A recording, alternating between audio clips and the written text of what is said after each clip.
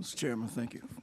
Heavenly Father, we just want to thank you for your guidance and directions, for your keeping us through last evening. As we slept and slumbered, you awakened us to see the beauty of this good day, and we ask that you would look upon your people. As we go forward in this nation, that we glorify guns, and our pastime has become mass shootings, and we ask you to comfort the families who've lost their children this past weekend. Look upon your people everywhere. Bless us as a people, as leaders, policymakers. Help us come to an agreement that we can do the things that's pleasing in your sight, that we can uplift your people. We ask this in Jesus' name. Amen. Mr. Treadaway. Here. Mr. Stringer. Here. Mr. Jackson. Here. Mr. Betzold. Here. Mr. Bolson. Here. Mr. Engel. Here. Mr. Estes. Here. Ms. Feltner. Here. Mr. Gray. Here. Mr. Harbison. Here. Ms. Morris. Here. Mr. Pettis. Here. Ms. Shaver. Here. Mr. Starnes. Here. Mr. Wadsworth. Here. A quorum is present. Thank you, Teresa. That brings us to House Bill 12. Representative England, you have the floor.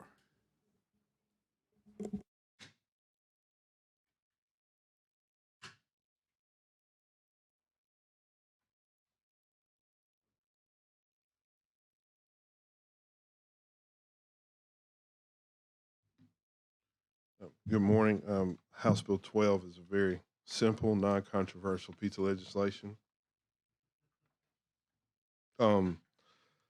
Must be early. Last session, we passed a permitless carry act that removed the permit requirement for concealed carry except on certain locations and certain times. And one of the things that was created in that legislation was a duty to inform.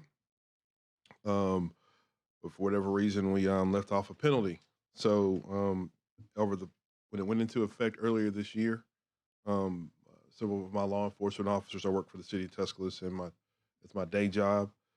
I work with our law enforcement officers, and they asked that was it enforceable or not if it didn't have a penalty on it. They didn't know if, since it's in Title 13, it's a crime, but if it doesn't have a penalty associated with it, are they authorized to arrest someone if they don't disclose that they have a firearm when a law enforcement officer approaches them in their physical capacity and asks them if they do? So they didn't know if they can enforce it or not. So here I am with a piece of legislation to try to fix that problem. And we've got very recent Alabama Supreme Court precedent that we attempted to repair with the permitless carry bill last year because there was a criminal code in there without a penalty. The Supreme Court said if it doesn't have a penalty, it's unenforceable. So what this bill does, it adds a violation of this section is a Class A misdemeanor if you fail to inform a law enforcement officer when asked if you have a concealed firearm on your person. So with that, I'll take any questions you may have. Okay. Any questions from any members of the committee? I move the bill. Hold on. At the right time, right? At the appropriate time. So right now, Representative Gray? No, that's the same thing I was going to do. Oh, okay. Being no questions by any members of the committee, all in favor indicate by saying aye. Aye. All opposed? No. Roll call. Noes have it. Noes have it. That's right. Roll call. Next bill, got to call roll call, has to be called before the vote. You want to hear with That brings us House Bill 286. Representative Stringer. It's up to you, wherever you want to go. Thank you, Mr. Chairman. This is a bill designed to help with our law enforcement, to protect our law enforcement officers, DAs, prosecutors, investigators with the DA's office. This is a Public Records Act law that would allow our first responders and law enforcement officers to have their personal information redacted out of state or local databases, such as like probate records, that would assist in trying to keep someone from locating them or their families. And with that, I'd answer any questions. Any questions from members? All right, Representative Morris, then Representative Wadsworth, then Representative England. Okay, so this legislation here is actually helping our law enforcement, right? Yes, ma'am. Can you give me just a little bit more of how it's going to actually help our law enforcement? Our law enforcement officers and prosecutors and judges are being doxxed more and more than they ever have. And one of the ways they're doing that is by researching public records such as probate records to see where you have land or to where you live, to where they can put that information out for people to come to your residence or home with intention to cause you problems. Okay. And our intent, as it says, is to help law enforcement. But we just shut down something that was helping law enforcement. We just see how it goes. That's all I have. Representative Wadsworth? I'm generally for the bill, but as far as you said for real estate records, does it redact their names from real estate records? It redacts it out of like probate records. You can have it redacted out of the any of the state or local databases, even such as your tag, where somebody can't run your tag and just see where you live, whatever. The information will still be there, but they cannot access it without further, they would have to put in a request for that. How about on like real estate records? You know, I understand the address and all that, but as far as owners on real estate records, when people do title work, does this bill redact their names from real estate records so that when you do title work, you can't go back and find out who the owner is of his property? It's a good question. It potentially could. I'll have to look at that a little bit further to make sure that's not an unintended consequence. Does it redact the name, or does it redact just the personal information like social security number? That's right. It does not redact their name, just their personal identifying information. So on like real estate records, it would not redact their name on the real estate records, just the address. And That is correct. Okay, and also like for reports, you know, that are prepared. If there are witnesses to something, prepare a report, would it list their name on those reports? It would, But it would not. But just all the other information would be redacted. and that is correct. Okay, thank you. Yes, sir. All right, Representative England? Okay. Is there any other? Okay, Representative Betzel? So Representative String, can you help, like how, because I noticed this is is it more of an opt-in as I read this, that it's on request of the law enforcement officer? And I just want to know from a practical standpoint, how do they know what to, like, I guess, opt into or opt out of as far as their personal information? Can you help, like, how that process would work?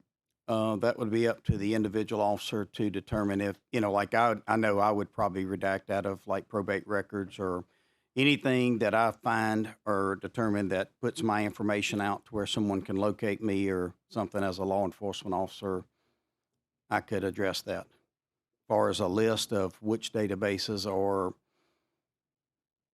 information like that, that would not be provided. It's, you know, so one of the things, I guess, when we pass any type of laws, I want to make sure it's truly impactful. And if I'm sitting here with questions wondering where to go to tell them I don't want my name or my personal information there, I'm sure other officers would have the same question. Is there anything here that could be added to help in that situation so we truly make sure this is impactful and has its intended purpose to give them that information?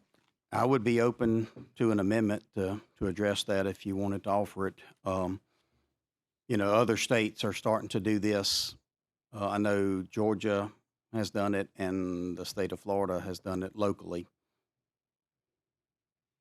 Okay. I don't have anything off the top of my head. You know, that was just something that I was thinking that, you know, if we're sitting here with questions wondering how do they know where to go, then other people may have a better idea. But I personally don't, but I want to make sure it does have the truly impact that we hope it does. Yep, it's good information. Thank you. I know you've got two amendments that might address it. I noticed, why don't we go ahead and get to, if there's no other questions right now on the bill, we'll take up the amendments and then address the bill as amended.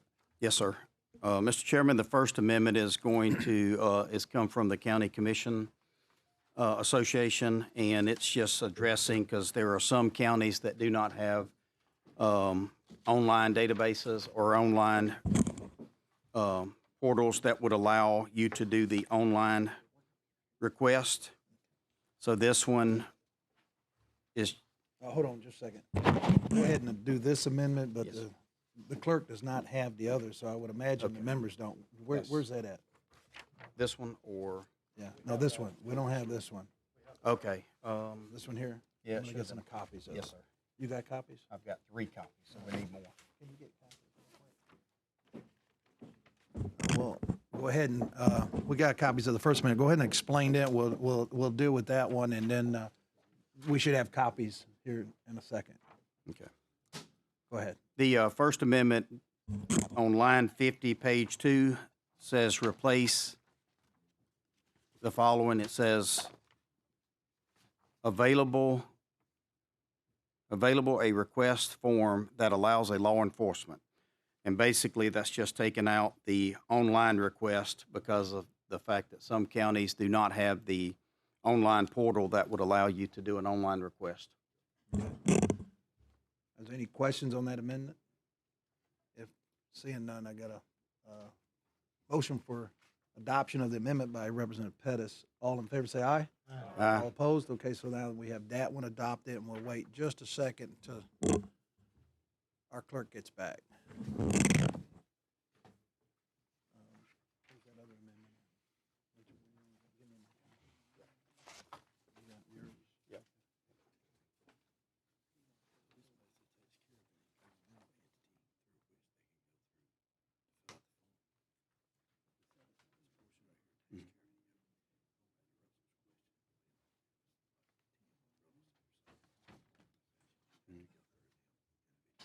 Yeah.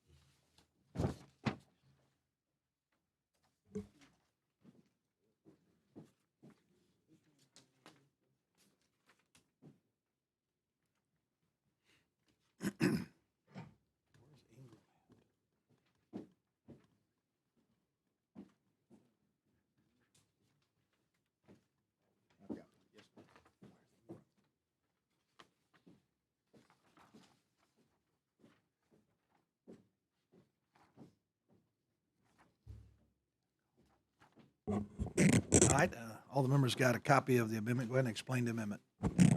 Yes, sir, Mr. Chairman. This amendment came from LSA, and this was a oversight whenever we had the bill drafted that should have been in there. It says replace line 22 on page 1 with the following.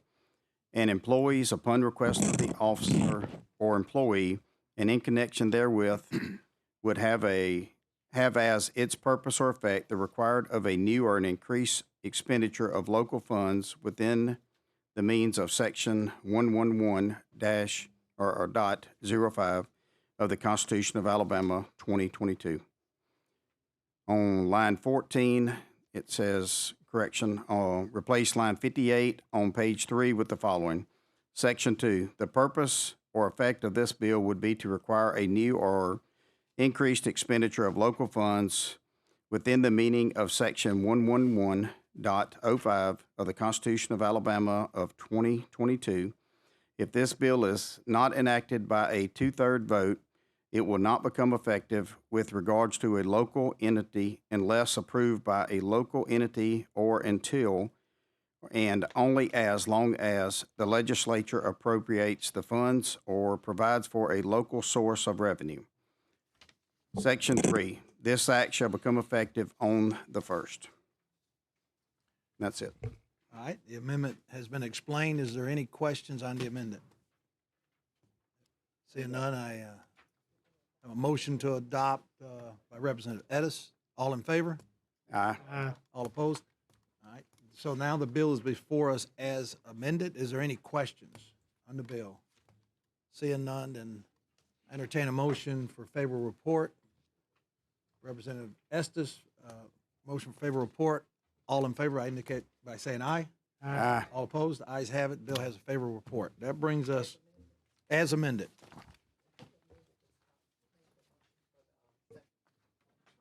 No, the second, Estes.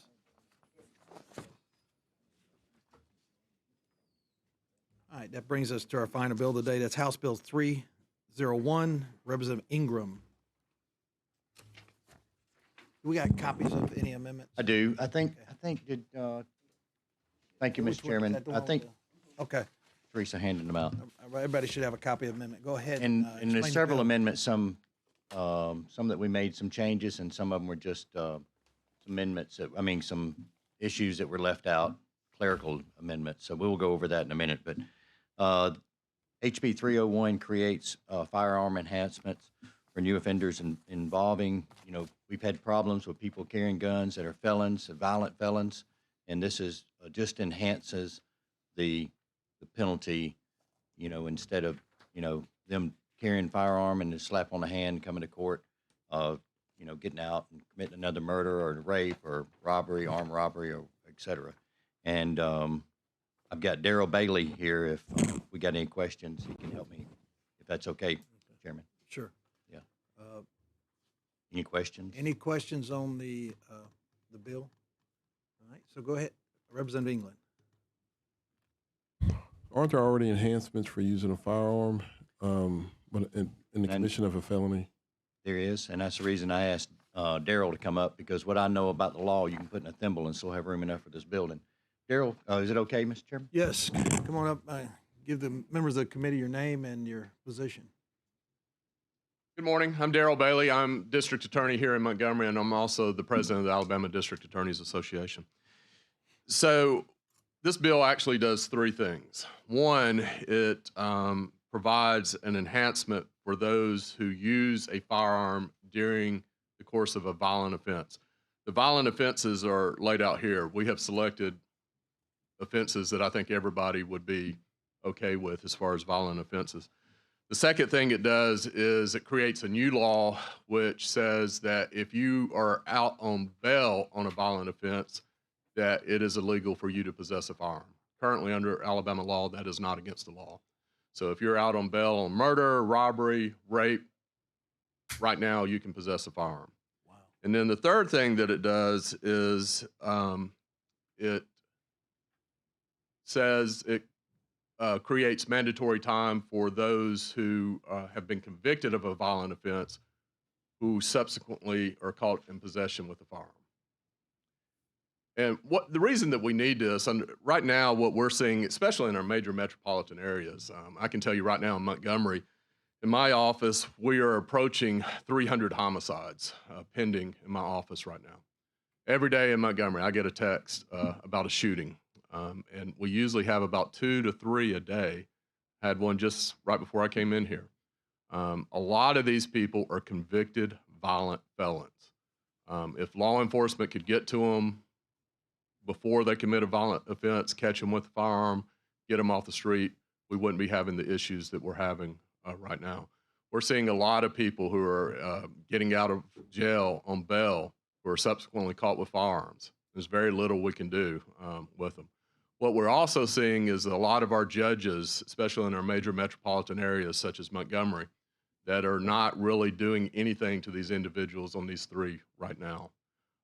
Representative England is right, there's an enhancement, but there's so many ways around that right now. It's not like it was when I think you were in the Tuscaloosa DA's office. It doesn't really mean anything. There's no teeth to it. All that can be suspended. This doesn't allow for suspension of it. If you violate one of these, especially using the firearm during a violent offense, it's mandatory time that cannot be suspended. Guidelines do not apply. So it's going to do a couple of things. One, it's going to get these folks off the street, but also it sends a message. If you can remember back in when I was a young prosecutor back in late 90s, early 2000s, the federal government had an ICE program, which was not the immigration, but it was isolate the criminal element. In the heyday, when they were actually prosecuting these cases, violent crime went down. The message got out. I can remember Johnny Cochran doing a commercial. I'm Johnny Cochran. I can do a lot of things for you if you get in trouble, but if you're a violent felon and you get caught with a gun, don't even call me. I thought that was an effective commercial. So it does those two things, sending the message and also getting these violent folks off the street. Just a few things. Representative England? But if there are ways around the enhancement that we already have, who's responsible for getting around the enhancement? That's the prosecutor. It's almost like looking in the mirror and saying it's ugly, but it's you. I mean, the prosecutors are the ones that are using these mechanisms to go around it so they can settle cases. Also, technically, there is not a prohibition about possession from somebody who's out on bail, but their bond conditions say that you're not supposed to have a firearm. And if they get caught with one, they're supposed to be revoked. I mean, this is an after the fact sort of thing. And that's not going to change the upfront problem that you're talking about, because this is after the fact. The onus would still be on the officer themselves, the probation officer, if this person is caught, to revoke that person's probation and lock them up. Or bail, the court system revoke their bail and lock them up. And like we just pretend, because once you kind of peel back the onion and pull the curtain back, many of the problems that we have in our criminal justice system have absolutely nothing to do with the laws on the books, but the execution of them are the people who are responsible for doing them. So, for example, bail, we always pretend like bail is a fail-safe system, but everybody participates in that kind of the wink and the nod that we don't ever want to revoke anybody's probation because A, the bonding company can't pay it, B, it'll put somebody out of business. We do it all the time. But 3, if somebody's caught with a pistol, they're supposed to be locked up anyway. Supposed to be. Yeah, so it's not, we always come in here, we kind of pile more laws on top of laws, but we never focus on the fact that most of the time the problem comes from ineffective or incompetent people responsible for very important things. And here we are, again, trying to pass another law to get around the fact that the people on the ground that we've given this responsibility to continue to fail at doing it. Well, I take exception with one part of that, and that's when you're talking about the prosecutors, because I can tell you in my office right now, we follow those rules and those laws, but there are ways around them, and it's not because of the prosecutors, it's because of, the sentencing guidelines and all these things. Not on enhancements. Oh, because yeah. if you want to get around an enhancement, you just settle the case for a different charge or a lesser offense. You could. But that happens in our courtrooms all across the state. And particularly one of the worst incidents that we had in years where a law enforcement officer lost his life is because the prosecutor reduced the charge to a charge that could get good time, and that person got out. So,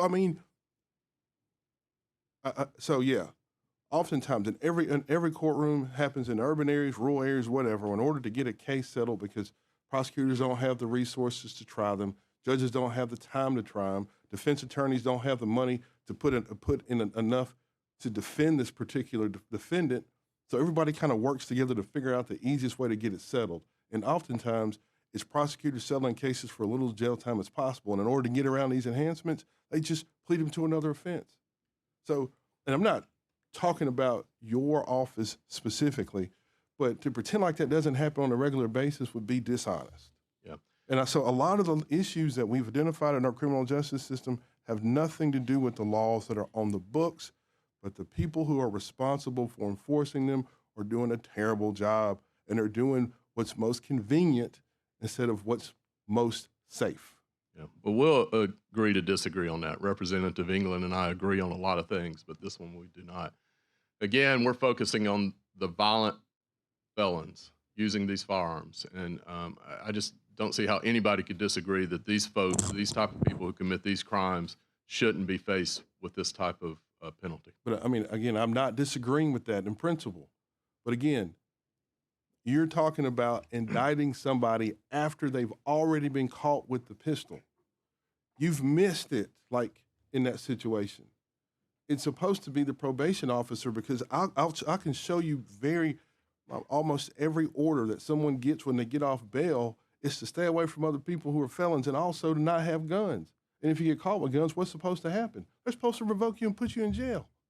And I can show you first of all, yeah, I mean, I can show you a lot of those where that is not even in there, but I can also show you dozens of examples where nothing was done to these individuals. So if you're actually trying to deal with a problem, would you want to wait until you have to indict the person and go pick them up?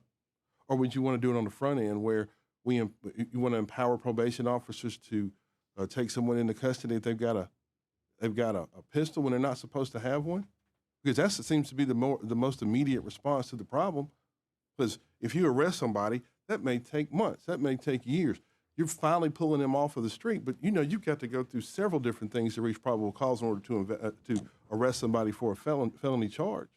Yeah, we could have this conversation all day, but I can also give you an example. I had a probation officer call me the other day who told me he was directed not to arrest people that were caught with firearms because, well, they got too many people to process. So they were told to ignore those people that were caught with drugs, people that were caught with firearms.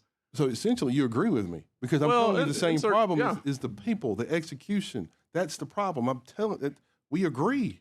Yeah, I'm not saying that we disagree on that, but I'm also saying that this law is needed, extremely. Representative Fiddler? Thank you, Chairman. I've heard from a judge in Fairhope, and they're wondering if this has been vetted through the judges. And have y'all talked to a lot of the judges? He had not heard about it. I know Director Matson, who here with Office of Prosecution Services, I don't want to speak for him, but I will say I know he has been in close contact with the president of the Circuit Judges Association. Let me, we got some. I think that amendment on there comes from that. Wait, hold on. We've got some amendments that's going to answer that question, and yes, they have communicated and worked on a friendly amendment together. Thank you. All right. Any other questions? All right, Representative Wadsworth. I just want clarification. This takes the discretion completely away from a judge. Is that correct? When we do this amendment, it's not. It gives them back. Okay, I'm gonna wait till the amendments. Okay. I'm just gonna wait. Let's do that. Let's, Representative, explain the amendments, and then we'll ask any questions after the amendments are explained. Let me see. I've got it. I'm sorry. So this is the amendment, and there's some clerical. We're going to go over it first. On line 26, replace lines 257 through 258 on page 10, which is the following. Pistol or pistols of the district attorney within the county of where the pistol or pistols were seized, given a full. So that's the clerical part of this. So if you look on that page 10. And where were you at? What line? Page 10, line 257, 258, right? Yeah.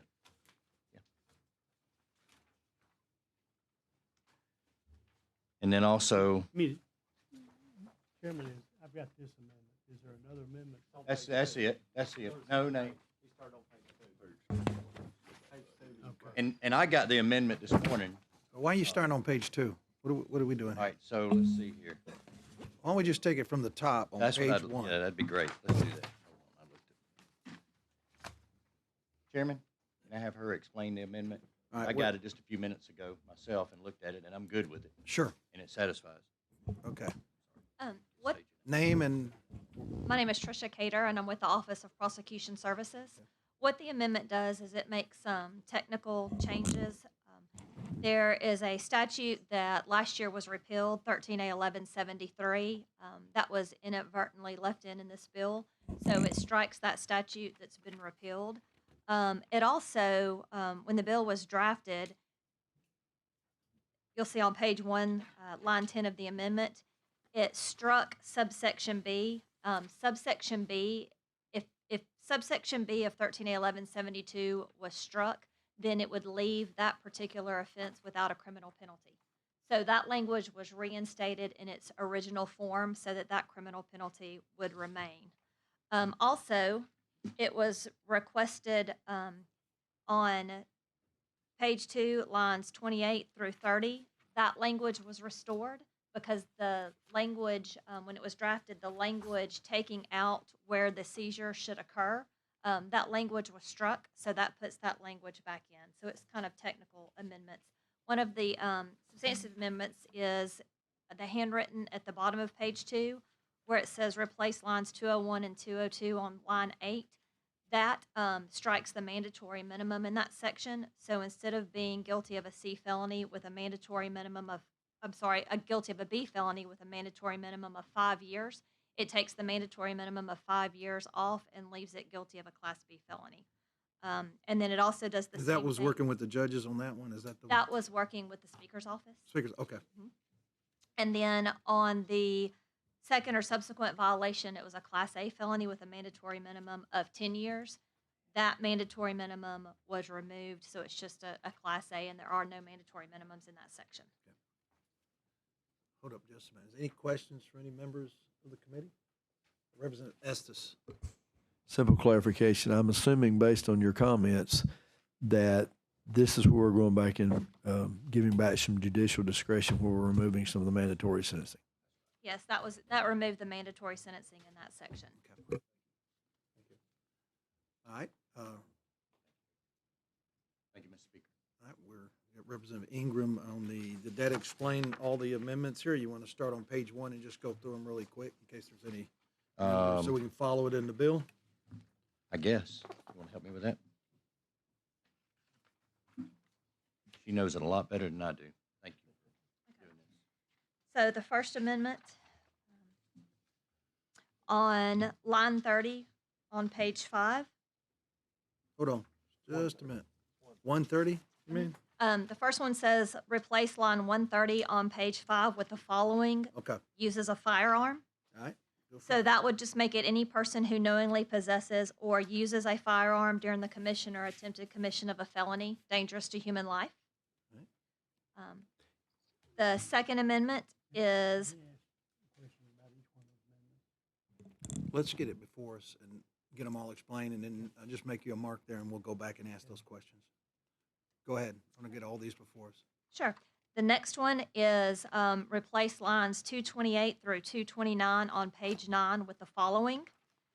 Every violation of subsections 13A1172B, 13A1174, 13A1176, and the reason that was 13A1172B was restored because that's the part where it took out the criminal penalty if that language or if that code section was deleted.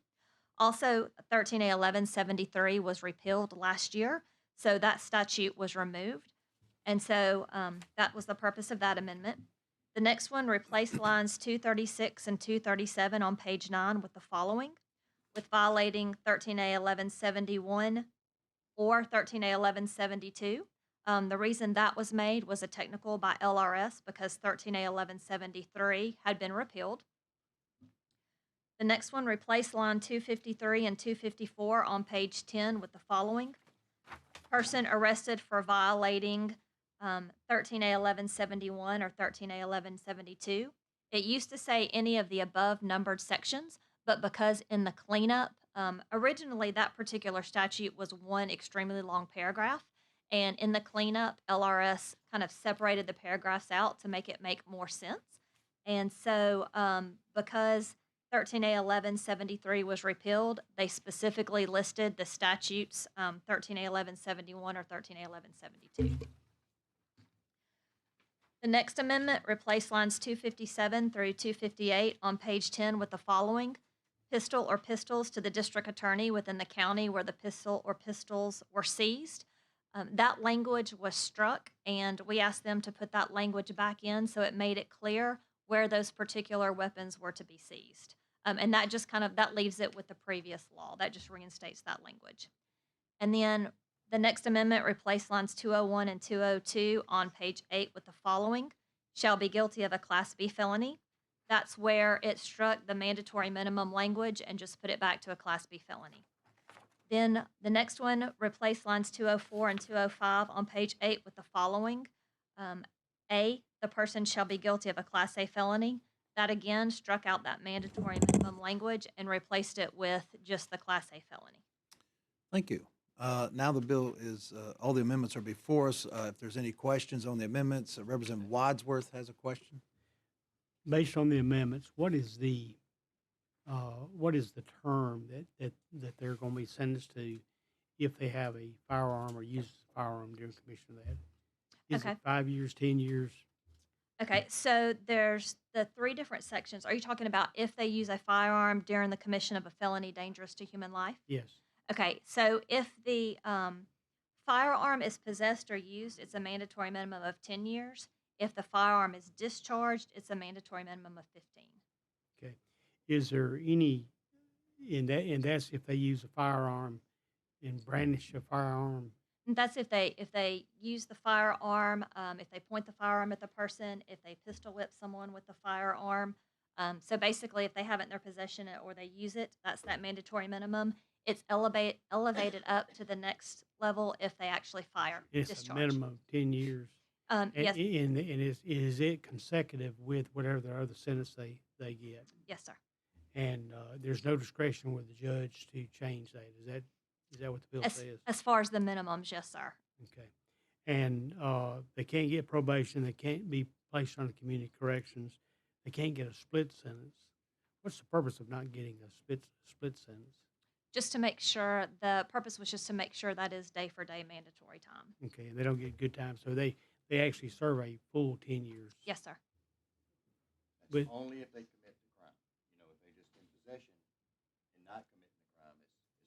I know I wanted to make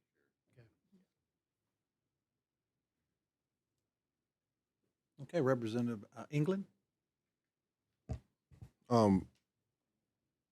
You mentioned, and this is really just for information.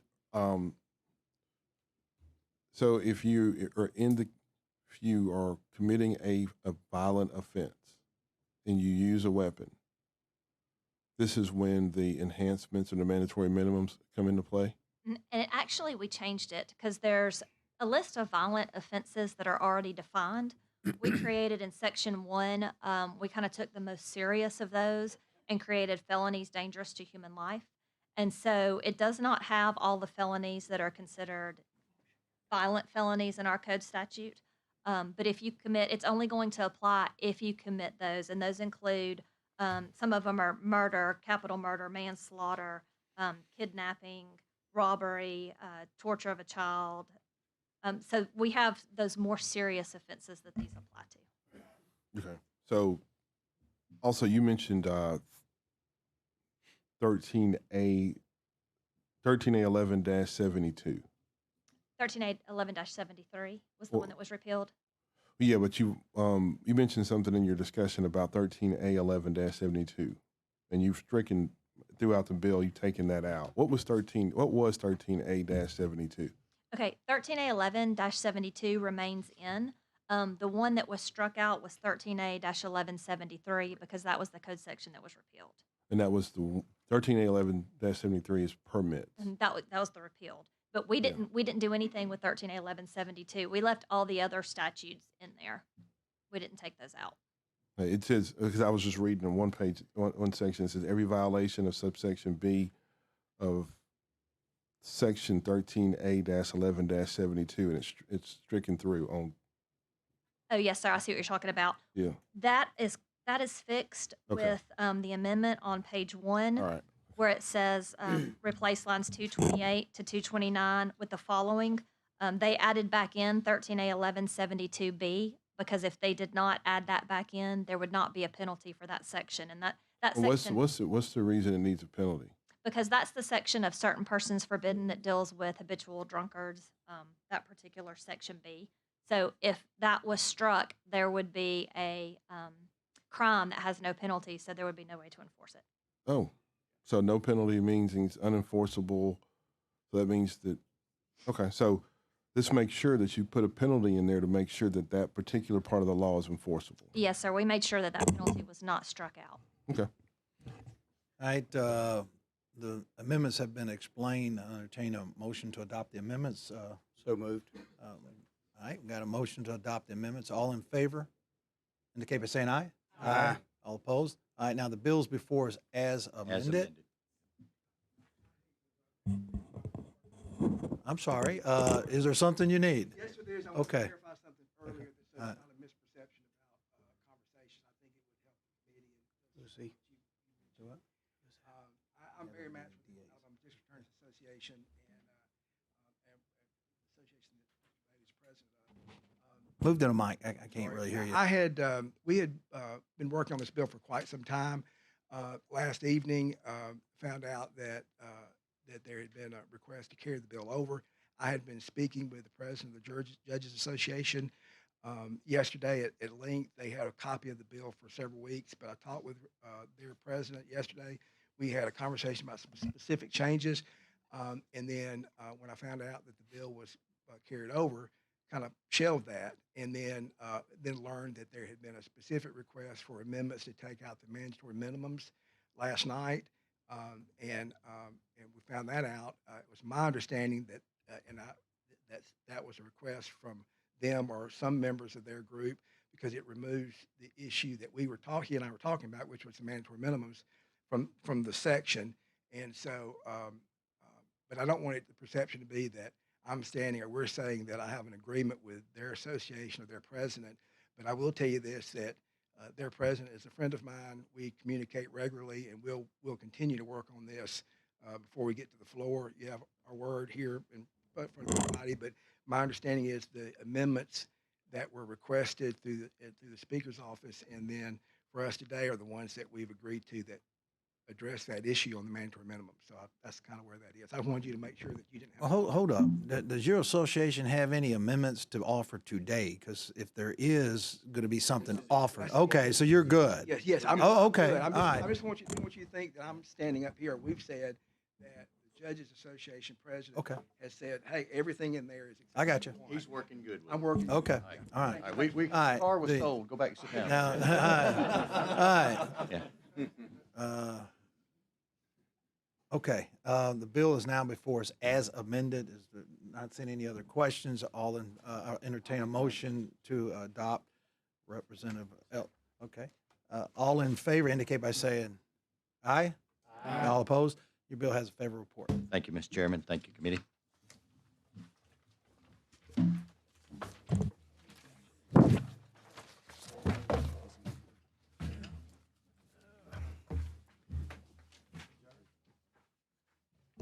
All right, I'll entertain a motion to adjourn. Motion to adjourn made by Representative Pettis. All in favor say aye. All opposed? We are now adjourned.